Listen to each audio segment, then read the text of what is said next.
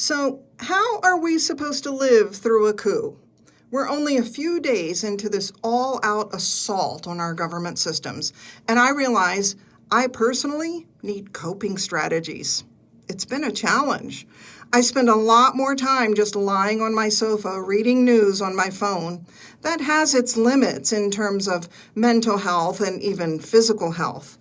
I don't want to alarm anyone, but the country as we know it on November 5th, 2024, when Kamala Harris was still our Democratic presidential nominee, that country has been fundamentally changed. I liken it to returning to your home after you've been robbed. There's a feeling of unease. Even if we put everything back to exactly the same way it was when Donald Trump took office, we will for quite some time have a shaken confidence in our systems, especially with regard to our treasury and our personal data. We will, as Americans, not take these government systems and the people who run them for granted. As we did with COVID, it is time for us to look at how we can build back better and stronger and with fairness and integrity for all. Look, this MAGA movement appealed to certain people in our communities who had a deep-rooted admiration for ultra-wealthy people and deep-rooted hatred for poor people, especially people of color. Add to that hatred for members of other communities, such as people with disabilities or people from the LGBT community, or people who just had the misfortune of being born in a country other than the United States of America, and they were so desperate to get here, they literally skipped over the steps that were written into our immigration laws. Many of those rules don't work for people, by the way. You know that, right? Our immigration system is so broken that for many people there is simply no way to get through the hearings and the paperwork within a single lifetime because the immigration courts are so backed up. Tariffs won't fix that. Walls won't fix that. It's up to us and to Congress to fix that. But I digress. The Reverend Dr. Martin Luther King urged us to remain awake through a great revolution. I urge you not to tune out. We need you. We need you to make those phone calls to your elected officials.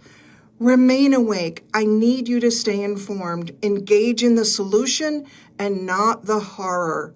Protest if you can. Write letters to the editor. Root out who are the shameless MAGAs and who are the spineless Democrats who continue to approve these unqualified cabinet nominees and other aspects of the Trump agenda. Right now, in these early days, take care of yourself. I'm saying that as much for myself as I am for you. Get sleep, more sleep than usual if you need to. Eat right, exercise. Again, I'm saying it as much for myself as I am for you.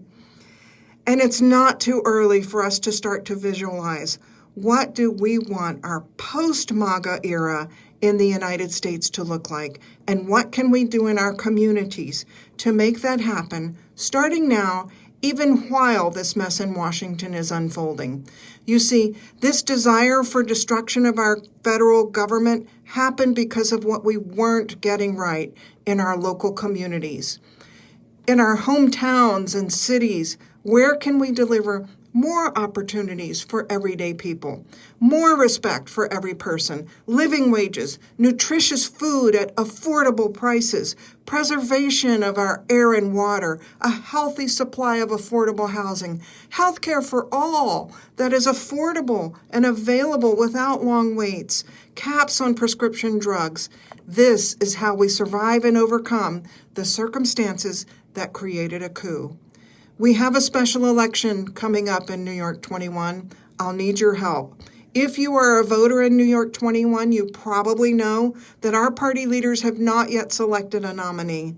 If you can, and if you feel so motivated, please contact your town chair or your county chairperson and put in a good word for me. I am fundraising, if not for the special election, then for the 2026 midterm elections. You can visit my website or my Substack for more info, or just email me. I'd love to hear from you, paula@collins4ny.com. As you probably know, there are other people who are fundraising in order to run for this seat.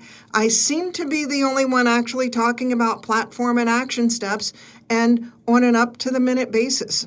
I value the relationships with people in campaigning, not just the fundraising. This is a very serious time. We are living through a coup, but as Bill Clinton said, there is nothing wrong with America that can't be fixed by what is right with America. I believe that.